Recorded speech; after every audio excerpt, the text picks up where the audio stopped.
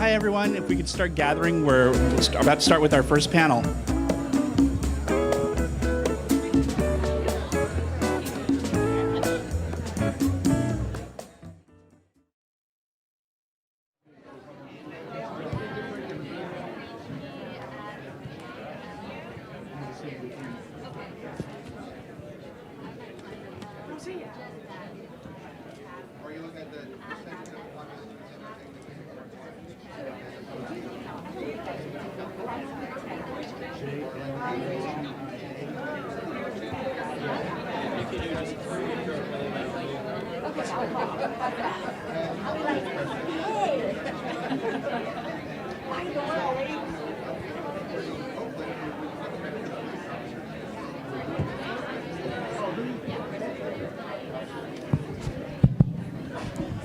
All right, everybody, it's time to come back to your table. Can you hear me? Is this on? Is anybody listening? Does anybody care? All right, all you in the back of the room. Ernie, sit down. Rob, sit down. Bill, sit down.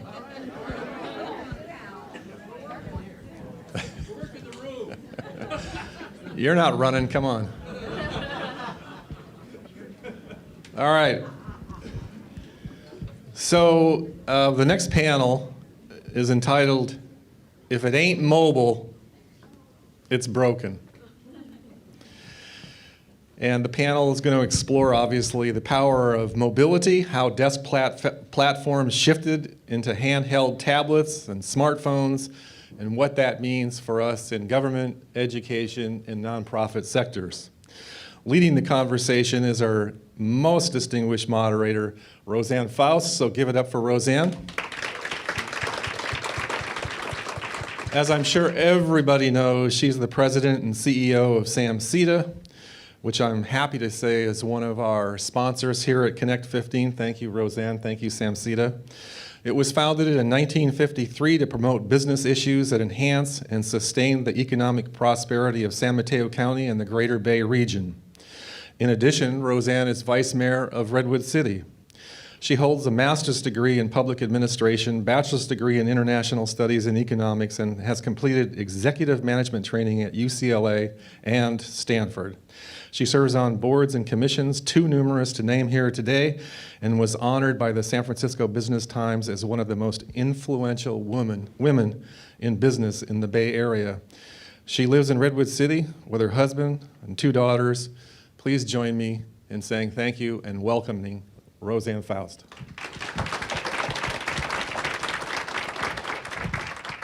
Thank you, Warren, so much. What I want to first say is I really want us all, I look out at the audience and I want people to be excited that we're here at Connect15. I want them to thank Warren and Kevin for having the vision to put this program together. So let's show our appreciation.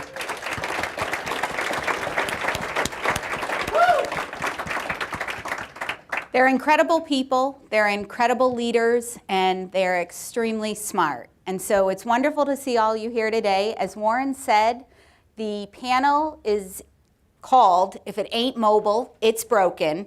And so what we're going to have is our 3 panelists, and I think you were all able to have a look at their bios.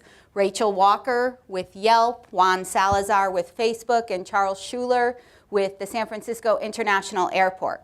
So because their bios are easily available to you, what I like to do is mix it up a little bit. And so I asked them to give me one fact that isn't in their bios. And I said if they didn't do that, I was going to Google them. Because as you know, everything on the internet is true. So whatever we were able to find. But let me share some facts with you.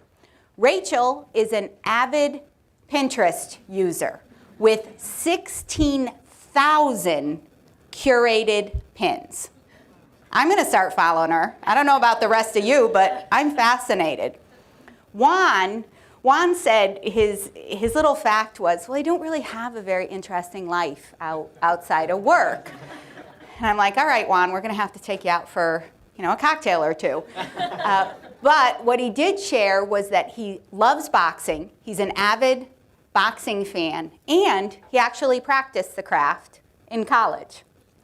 Now with Charles, okay, this kind of fits, and I love it. Charles has visited 44 countries on 6 continents. Let's give it up for our 3 panelists. So they're going to start by addressing the question and the description of the panel. Smartphones and tablets are replacing desktop and laptop computers for work and play. With nearly instant access to information and services, what social issues and public sector services are ripe for resolution via the touchscreen on your mobile device? Rachel, we're going to start with you. Good morning, everybody. Thanks for having me here. So I thought I would just kick it off a little bit with why mobile is important to Yelp. So a little bit of background. Yelp started in 2004, was a desktop function at that time. In 2008, when the App Store launched, we put a pretty big bet on mobile and had one of the first apps to launch in the App Store in 2008. Since then, we are over 11 years old now, and things have changed quite a bit. We are a majority mobile usage these days. So our mobile usage has surpassed desktop as far as monthly unique visitors. We have 89 million monthly unique visitors, and 71% of searches happen on Yelp's mobile. And it's not only people searching, it's people contributing too. So actually 56% of reviews and photos are contributed to Yelp through our mobile app. So it makes sense, right? Yelp is about local information, and you want local information when you're on the go, when you're headed somewhere, when you're at happy hour, you want to find a place to go to dinner after, not plan ahead.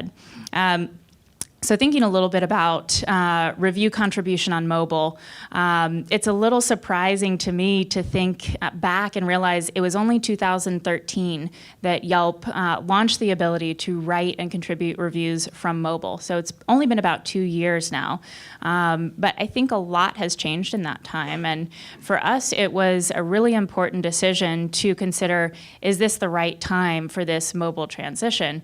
Are people ready for this? At Yelp, it's really important to us to have high quality content and long form reviews, and we wanted to make sure that people were using mobile devices obviously, but were they ready to utilize our platform and the way that would be best for our product. So since then, obviously more than 50% of our content is now contributed on mobile, so it's been a big change. So when we think about mobile, we think a lot about our app.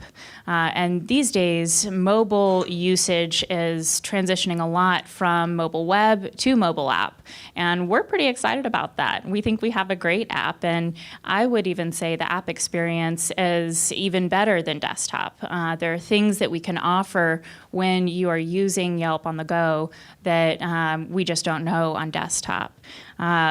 It's also a better design experience for us. We can give the consumer the better experience when they're using our app. It also allows us to have a direct-to-consumer pathway for people who have downloaded our app.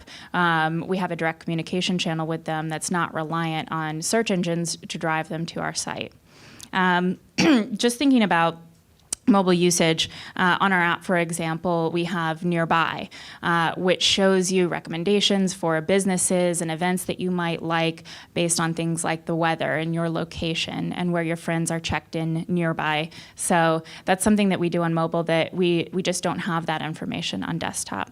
It's also not only impacting people who use Yelp to find great businesses, but those businesses themselves. So we launched a mobile app for businesses since they're busy people. They barely have time to sit down at their laptop and check out who's reviewed them and respond. So our mobile app is helping them do that on the go as well. So thinking about what social issues and public services could we impact through mobile, I really looked at this through the lens of what we do at Yelp. And there are a few main ideas that come to mind for me. The first one, obviously, is better communication. So people are reviewing businesses on Yelp like libraries and TSA checkpoints already. There are thousands of reviews of these types of businesses. Just recently, we launched a negotiated terms of service that allows federal agencies to more easily claim their pages and actually interact with these people that are leaving feedback for them.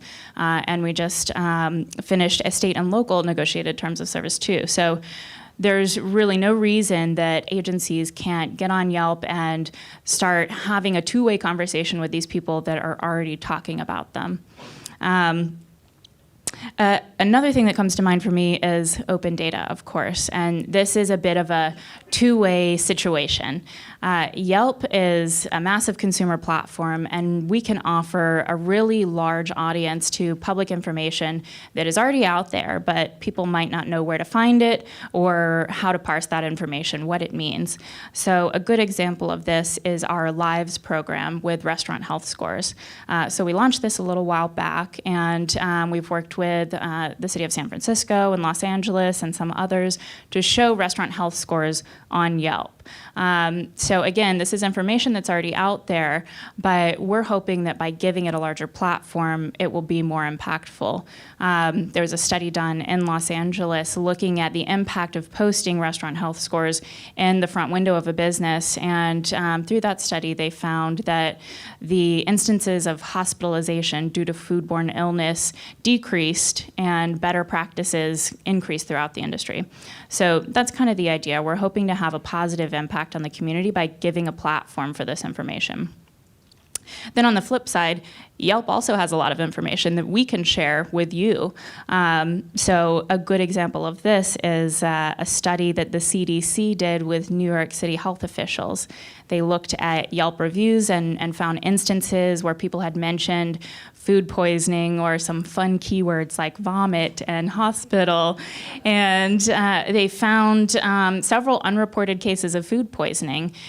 This really goes to show that people are sharing information on the platforms they're comfortable with. People already use Yelp to find businesses and review them, so it makes sense that they might share this information there. They might not know to call the 311 hotline and report a case of foodborne illness. So we can definitely work together to better share this information.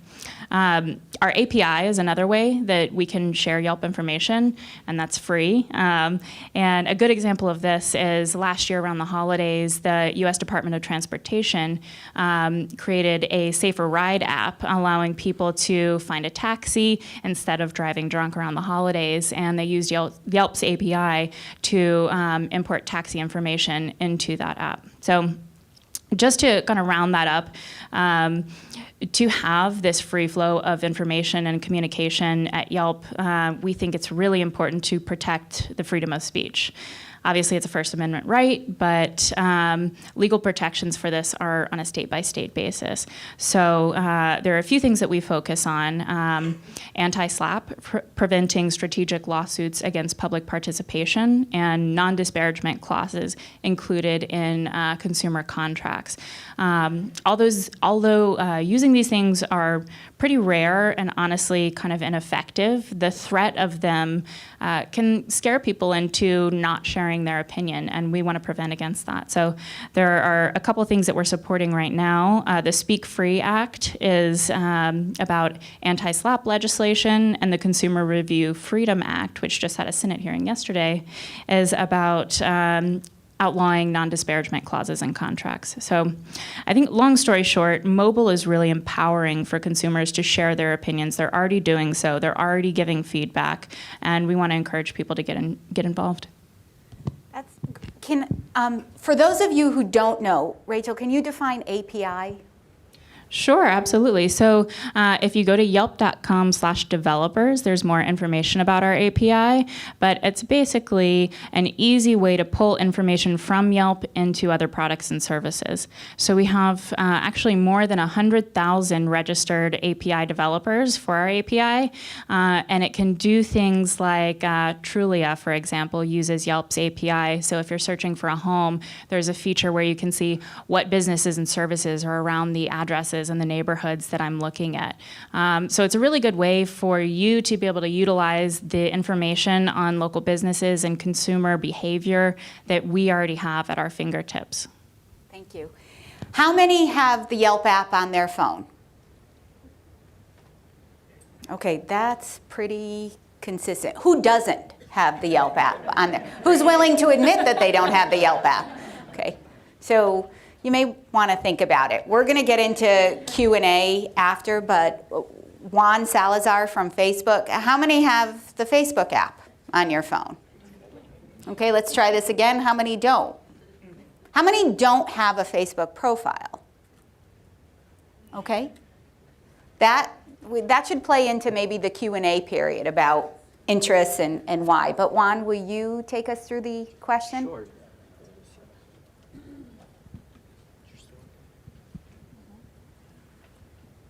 Sorry about that. There we go. Now it's working. So first and foremost, really appreciate the opportunity to be here today speaking with you about the importance of mobile in the context of Facebook and the use of Facebook, right? So to give you a sense of the scale at which we're operating at, yesterday we released our newest numbers in terms of how many people are using Facebook. Can anybody actually guess worldwide how many people are on Facebook? So it's 1.55 billion people around the world that have Facebook. So it's a huge platform. Here in the United States, I believe the number is closer to 140 million.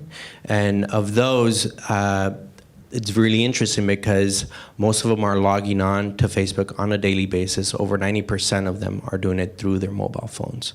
So it's really important in terms of how the company has developed and really caught on to the idea of utilizing mobile to connect people and meet our mission to make the world more open and connected. Like Yelp, in 2010, we really caught on to this idea that mobile was the next big platform. So if you think of the history of the consumption of information and entertainment, in the 50s and 60s, it was radio, television. Around 2000, you had digital really take off. So you can think of just the growth of the internet. You had YouTube, you had all these other channels. And then in 2000, there was this huge spike in mobile. To the extent that now most of our growth is happening through there. If you think of our revenues, so yesterday we also announced that about 67% of our ad revenues actually came through the mobile platform. So it's fairly huge in terms of how we're operating and we're moving forward. Now any features that are added to the platform, whenever an engineering team comes in and they demo for Mark and Cheryl, they can't demo before them or come and actually test the product without actually having it work on a mobile phone. So it's very significant in terms of how that's shaped out. Now, to give you the scale of how people are actually interacting on the platform, 1 out of every 5 minutes that's spent on a mobile phone, so that's even for like making calls, which is what originally was meant to use cell phones for, is actually spent on Facebook and Instagram, which is huge. That's about 20% of that. And people are spending about 42 minutes a day on the platform, which it's, the reason why I'm sort of hammering in your heads in terms of all these statistics is because you really want to meet people where they are. And part of my role at the company is going out and talking to a lot of elected officials, specifically a lot of small government individuals, people that are heads of departments and so forth, to talk to them about how they can actually utilize the platform to reach their constituents. And it's very important because we've developed certain features that make it a lot easier to have a two-way engagement beyond sort of having a page. It also involves making sure that the presence that you're developing is a consistent presence, one, and then beyond that, you're utilizing some of our tools that we've developed. Like we have a Q&A tool that you can plug into. If any of you are interested in it, definitely approach me after. But the Q&A tool, what it basically does is when you turn it on, you're allowed to basically have a quick blurb saying, from this time to this time, I'm going to be answering questions about this issue. We'll welcome your questions, and it allows for there to be more of a fluid conversation, answering specific questions that are coming up, and really addressing concerns that you're noticing in your communities, where it makes it a very useful tool to just gauge public interest in certain areas. The CDC actually used this back, I believe, about a year ago when we had the Ebola crisis going on, and they had to really address a lot of misinformation that was happening out there. So they made sure to promote the Q&A that they were going to be having with the public. So a week beforehand, they basically started blasting it out, not only on Facebook, but on different channels, to let people know that they can actually log on and check out their Q&A, and then from there, they're actually answering questions in real time. So in addition to that, because so many people are spending so much time on the platform, and we really recognize that the reason why they're spending so much time is the same reason that many of you are spending so much time on the platform, is to sort of check out those baby pictures, those family pictures, everything that's really being produced by your friends and family. But there's also that opportunity for a lot of constituent services to happen, right? So I've spoken with a lot of elected officials where they talk about how whenever they've actually put up a post related to a certain issue, they'll have one of their constituents that actually comments on either the post or sends them a message basically saying, you know, like, this isn't really working for me. And there's that opportunity to actually capture that audience that is very hard to reach otherwise. So you could think of people that now have access to the internet because of mobile phones, where before they're very hard to reach. The example that I always provide for folks is my parents, right? So my parents are very computer illiterate. So prior to them actually getting a cell phone, they had never really engaged on the internet. They didn't even know what it was. So once they actually got their cell phones, they signed up for Facebook, and that was a way that they connected with their friends and family. But that's really a place where you're reaching a very hard to reach population that maybe in the past it'd be hard for them to actually hear what you're trying to say, or beyond that, actually get vital information that is of use to them, and is going to make their interaction in that community a lot better. So. Thank you, Juan. How many cities in the room have a Facebook page? Are there any cities that aren't currently but are interested in having a Facebook page? How many of you know someone in their 80s with a Facebook page? This is very interesting, and I want to publicly actually thank Facebook, because they were gracious enough to donate laptops to Casa de Redwood, which is a senior housing complex in Redwood City for those on a fixed income. And they donated 20 laptops, which allowed Casa de Redwood to set up a computer lab. And now they're going to go in and help them over the next couple of months in getting more active and teaching them about computers and Facebook and the ability for connectivity. I serve on the board of CASA, and I'm just grateful and appreciative of Facebook looking at different sectors in our sections in our population. So thank you. Charles, now you're going to tell us about SFO and how they're connected, and actually how you can help all of us be connected. And how we're... Hello? Oh, there we go. There we go. Hi. So first of all, yes, thank you very much for inviting us to the panel. I was personally excited because I use both Yelp and Facebook for work and for personal. Just a quick aside, my brother-in-law made a comment to me the other day. He's like, there's a lot of restaurants on Yelp Street. Because he kept seeing all my check-ins from restaurants around the city. Kind of had to explain exactly what was going on there. In terms of mobile, the other cool thing about mobile is that it's going to help prevent me from having to put my cheaters on, so I can actually pinch and zoom on my notes here.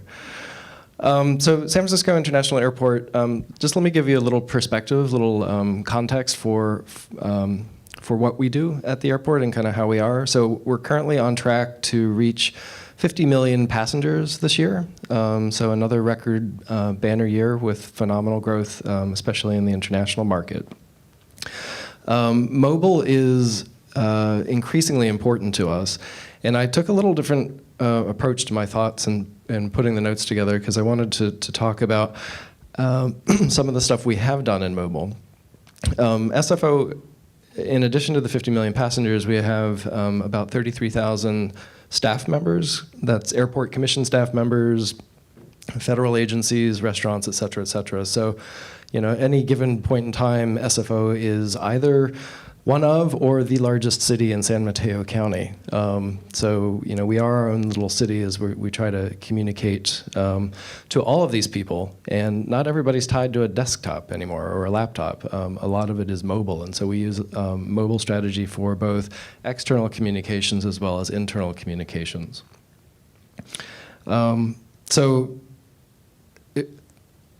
Part of mobile is, the device, it's the apps, it's the functionality.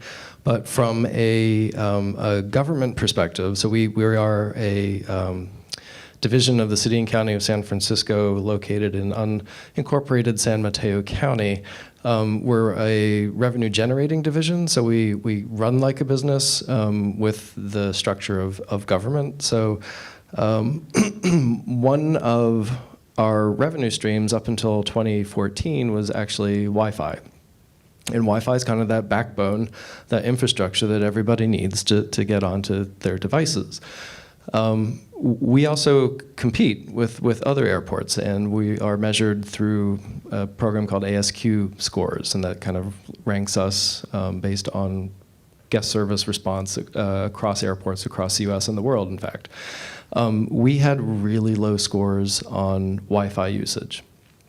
So we took a hard look at it, and we decided to absorb and take on the Wi-Fi infrastructure away from our vendor so that we now own and operate that data.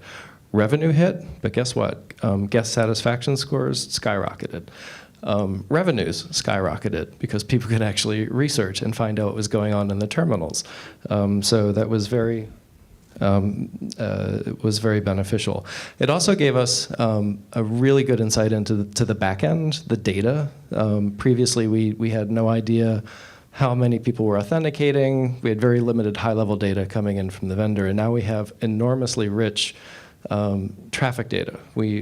And this is going to sound a little big brotherish, but I assure you, it's all your MAC addresses are wiped clean on the back end. But we can see your device enter our network, where you travel through the network as you move from node to node, and when you leave our network. And so we know when you come in, if you come in the front door, we know you're a departing passenger. If you come in via jet bridge, we kind of know you're an arriving passenger. And so we're able to kind of look at traffic flows, we're looking at pinch points, we're looking at pain points. And so we have all this data that we now are able to use to create a better guest experience. And the popularity has been we've had a lot of adoption. So nearly 30% of travelers coming through SFO log into our network. The rest are using their own carrier information. And some of that initial feedback gave us the link to actually go back and install another bandwidth, so 5 gigahertz, especially in those high-def areas. So you now have even more access. So first step was infrastructure. Let's get the Wi-Fi in. Let's get people connected. The second step was let's see what our apps, what we're doing from a web and mobile perspective. So we relaunched in 2014 flysfo.com.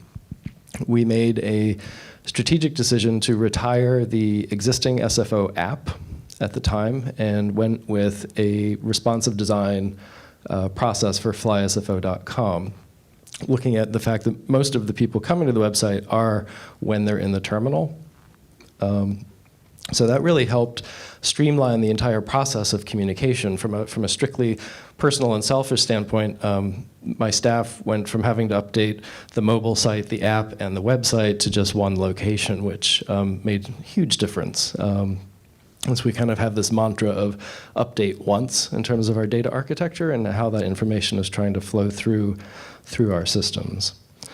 The other good thing about relaunching in 2014 the website is that we now have more robust analytics, and we have passed the 50% mark. So 55% of our traffic is coming to us via mobile or tablet, and only 45% is coming in via desktop. And I suspect if I dug a little deeper, that 45% desktop is going to be me and my team in the ITT department that are running the site. But it's been very helpful. The other way we've been using mobile is in terms of language. So on flysfo.com, we have 8 language sections with limited information in different languages. But we also last year launched a full site, flysfo.cn, also with responsive. That's the first airport in the US to have a complete site in Chinese hosted in mainland China. So that was a huge step forward. In fact, if you go to, on your mobile device, flysfo.cn, you'll see the mobile responsive piece to that in Chinese. And that's supporting the traffic patterns that we have. So SFO is actually the single largest, SFO has more destinations in China than any other airport in the Americas. So we are continuing to expand services into China and trying to use mobile in order to reach out and provide that information to all of our travelers coming in the front door. In fact, we've even partnered with CBP, the Customs and Border Patrol section, for the INS section, the arrivals process, to put Wi-Fi in. Previously, there was some resistance to having additional communications in the sterile facility. But as we continue to partner with them and show them the value of providing content in language to help with process and procedures, they've agreed that we're now installing some of the 5G Wi-Fi down in the INS to provide that content. Innovation is my next topic. So we're fortunate to live in a very innovative area. We are, the creative hub. You can see by the companies up here on the counter. We took the initiative, so SFO was the first airport to actually find a way to work with the TNCs, the transportation network companies, Ubers, Lyft, Sidecar, Wings. And we actually developed an app to track all of the operation on our facility, geo-fenced it, so we were able to recollect some of the costs associated with those drivers accessing our roadways. And it was so successful, and so it works so well that we've actually patented it and are working with one of the airport associations, AAAE, to distribute that to other airports, so that innovative solutions to common day problems can actually be incorporated into our business models. And the last thing I wanted to talk about was community outreach. And the cool thing about being government working like a private industry is that we do have some flexibility to actually do some innovative things that may not have an economic return immediately. And in 2013, we started a partnership with Mayor Lee's Office of Innovation, and we developed, in partnership with a startup company called Indoors, a indoor navigation application specifically for the blind and visually impaired. So we were able to create something beta, still in beta. We're going to hopefully roll it out next year in full production. And it was great because we worked with the innovator, we worked with the startup, and we worked with community partners. So Lighthouse for the Blind in San Francisco is an advocacy group for blind and visually impaired people. And so that was very successful, and we're very happy to be able to do that. And hopefully, moving forward, we can continue with that, have the entire airport iBeaconed out in order to provide that indoor navigation and expand that to not only visually impaired, but use it for language assistance as well as sighted indoor navigation. And I have a small video that I'd like to show that kind of explains that project in a little more detail.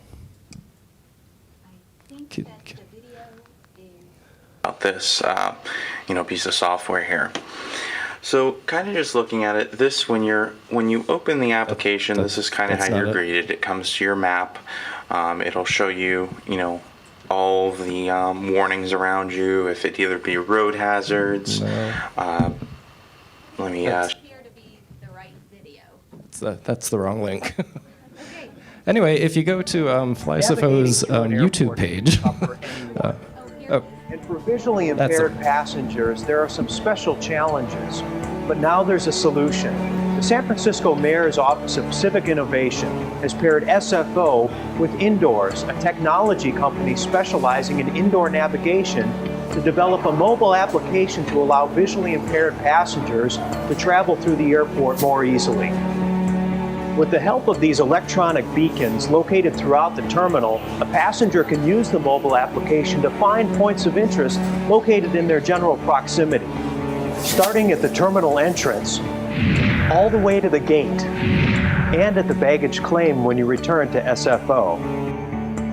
Using the accessibility feature of the phone, these points of interest can be recited back to the passenger as they walk through Terminal 2 at SFO. This is made possible by the beacons installed throughout the terminal. Each beacon broadcasts a unique signal, and the phone picks up signals from multiple beacons to establish its location, advising the passenger about what is nearby. Compass books 5 o'clock, 31 feet. The phone app will tell a passenger when they're near a restaurant, a water fountain, even an electrical outlet. One of the challenges for our project team was to complete a working prototype within 16 weeks. With input from Lighthouse for the Blind, SFO and Indoors gathered the requirements to build this mobile application with priority on accessibility. While the application was being built, the SFO team was responsible for getting the points of interest into the system. The beacons were strategically placed to blend in with the environment and to provide adequate signal coverage at the same time. The entire terminal was scanned to map the beacon transmissions. Finally, the system was configured and users could test the mobile application. By the way, this application can be used by sighted passengers, and eventually a language translation feature will be added for our international passengers traveling through SFO. Happy travels from SFO.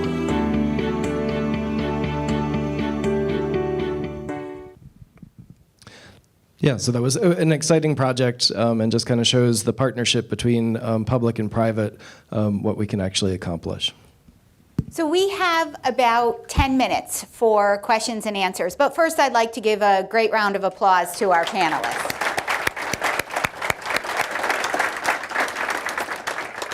How many of you looked at Yelp while they were talking?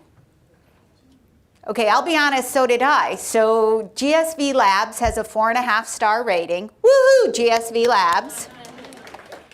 Facebook has a 5-star rating, but only 1 review, so that kind of, mark might have been on there. SFO has 4.5. Two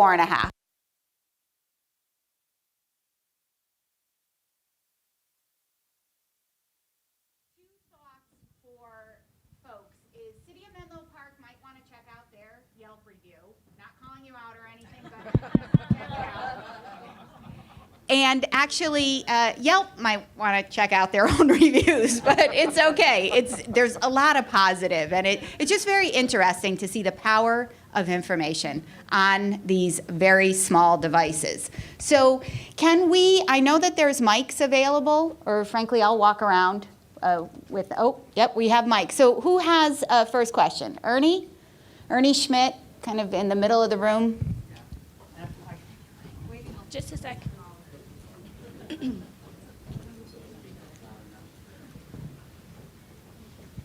So first off, thank you very much for coming by and educating us and inspiring us. So this is quite inspiring and very exciting in the direction that we are all going in regards to mobile applications and companies such as yourselves making it all user friendly. But is there also a discussion being had at the same time as we are trying to excite, in this case, as we're talking about communities and getting them more involved, also making them feel safe and secure at the same time. Obviously, the media is trickling or increasingly talking about hacking. And I'm just wondering if that's, as you guys are trying to find innovative ways to get more people involved, at the same time trying to find ways to make us feel comfortable that our information is not going to be compromised. Who would like to start? Thanks for that question. That's a really good question. For us, because we're a platform where people share a lot of information, especially about themselves, being very cognizant of the fact of sort of data breaches and so forth is really important to us, right? So we've tried to build significant features to make sure that it works two ways. So we're protecting users' privacy. So we've enabled something that's called dual sign-in. So one of the things that people are always very cognizant of is this whole idea of like getting hacked because you and someone else ends up getting your credentials and logging into your account. So we've enabled like dual credentialing, where when you sign on from another computer, beyond actually signing on through that computer, you also get a message on your phone saying, you know, this person signed on from a computer that you haven't signed on with before. So is this really you? And then you have to verify it, and then you're good to go. So we've tried to build in those security features to make sure that we're protecting data on our end.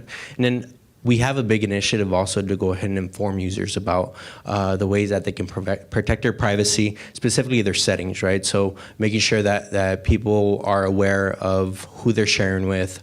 I believe we're the industry leader in terms of inline security features, so or privacy features, where when you decide to go ahead and upload something to your page, or whether it be you're making an update on your status, it on the bottom right-hand side, you're allowed to sort of pick who your audience is.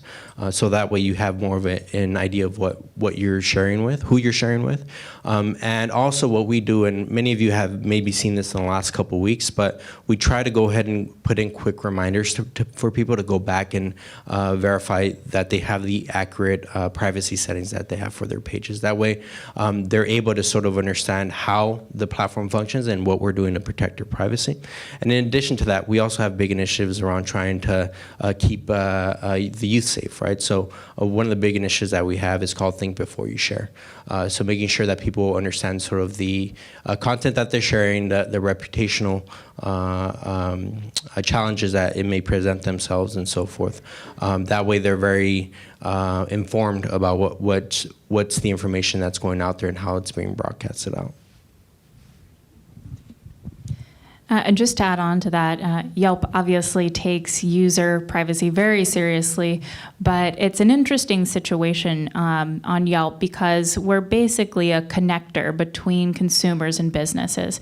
So it's helpful to businesses to understand more about the people that are coming to Yelp to use their services. So we're very clear about asking users what information they want to share, and we won't share anything without your approval or without asking you or you saying it's okay. But it's really helpful for businesses to be able to see that a woman in her 30s might have come in their door and checked into their business, and they can understand the types of customers that are interested in them. And safety and security at the airport takes it to a different level. It's our number one priority in trying to ensure a safe environment. On the digital side, we don't actually capture a lot of personal information. I did mention we get your MAC address if you hit our Wi-Fi system, but other than that, most of the transactions at the airport are between merchants and consumers. We do track and monitor social media for any trends or potential environmental disrupts, and then work very closely with the rest of the authorities at the airport. Do we have another question? And actually, I would really encourage folks, if you don't have the Yelp app, is to download it to your phone, because Yelp is very, very useful, especially when you're out of your comfort zone, when you're out of your area. I mean, I have found it extremely helpful just being in another city that I don't know that well, and you can scroll through the different reviews. So I would encourage that. We have Jamie. Here she is. Hi, my question is regarding Yelp, actually. As the San Bruno Chamber of Commerce CEO, I've been approached and asked if it's possible to get a disgruntled comment off of Yelp because it takes a score of maybe 5 stars, and that particular person might continue to refresh that particular, for many, many years, refresh the same complaint, and it actually drops their rating. So if you could address that, that'd be great. Sure. So obviously with the flow of information and sharing opinions, some are going to be positive and some are going to be not so positive. And actually on Yelp, about 79% of reviews contributed to our site are 3, 4, and 5 stars. So we're seeing that people want to share majority good experiences with businesses. But there are several things that we take into account in moderating that discussion. So Yelp has automated recommendation software that looks through at this point, more than 90 million reviews that we have on our site and looks at several factors and highlights the most useful and reliable content that we can recommend to you. And that's about 71% of the reviews on our site. The reviews that we don't recommend are on a separate page, which consumers can also read, but they don't actually factor into the star rating. On top of that, we have terms of service and content guidelines that outline for users how they should be using our site. So things that might violate our terms of service would be not a firsthand experience or using hate speech. For those kind of situations, both users and businesses can flag content, and our user support team will look at it and decide if it should be removed. But our best piece of advice is to engage in the conversation. People are going to be talking about you, and that's a good thing. More information sharing is good. So we encourage businesses to claim their page and respond. You can respond publicly as an attachment below the review, and everyone can see how you're responding to that commentary, or you can respond privately and send a private message to that person and see if either you can take that feedback and use it to better your business, or you can resolve an issue and hopefully have a repeat customer. Thank you, Rachel. We have 2 more. Let's take these last 2 questions, the 2 people in the front, and then we're going to take a 10-minute break. My question is specifically for Yelp and Facebook. Thank you for your presentation. And my question is, do you have any specific services that can help communities or associations to collaborate or communicate and interact better?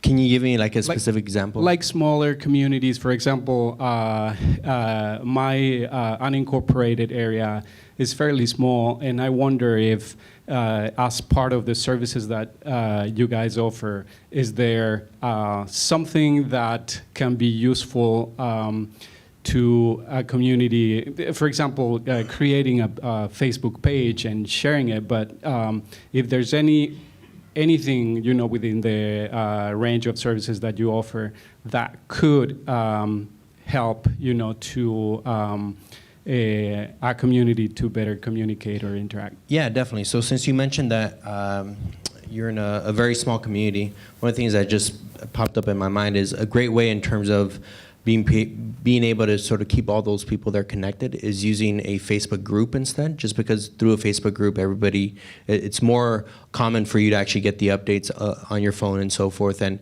if you're the administrator for that group, it's easier for you to actually push out information to those individuals.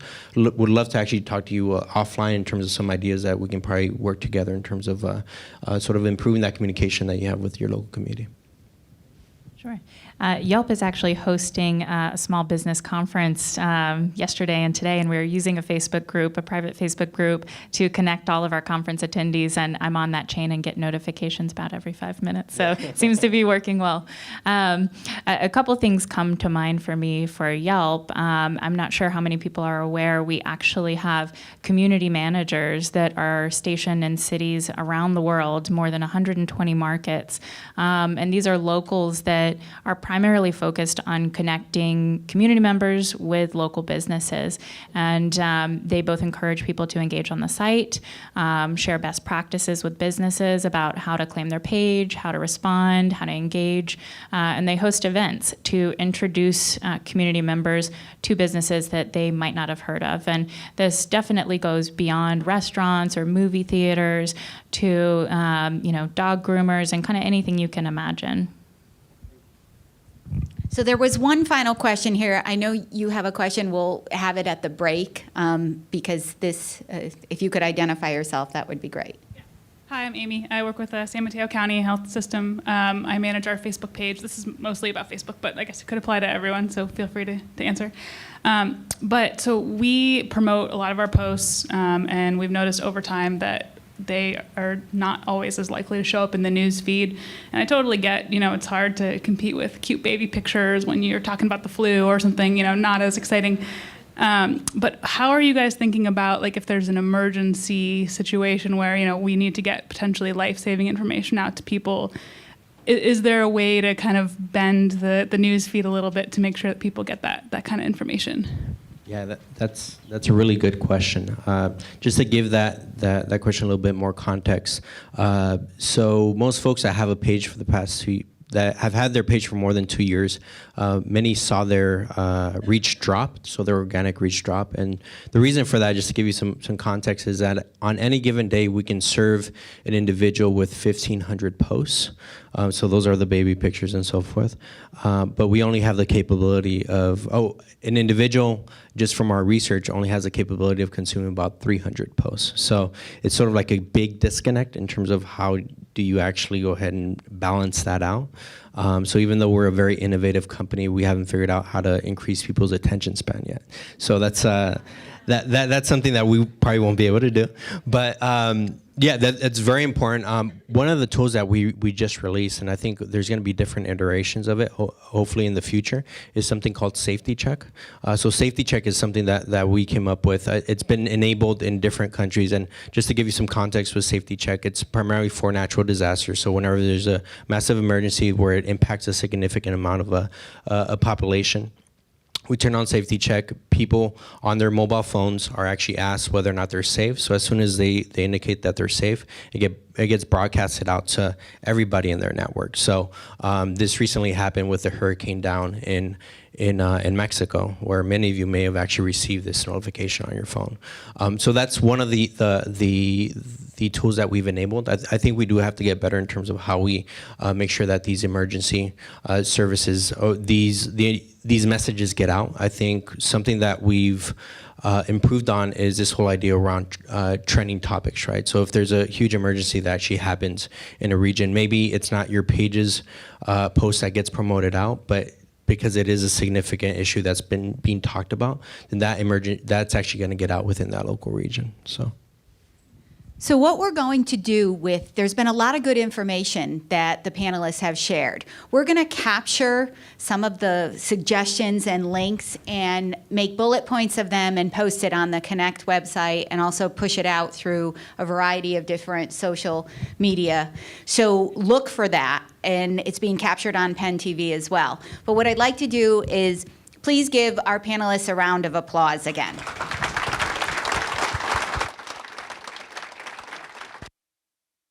So thank you very much. We have 10 minutes until our next panel. And I know that they'll be around to answer any questions that you have. They'll stay up here for a few moments.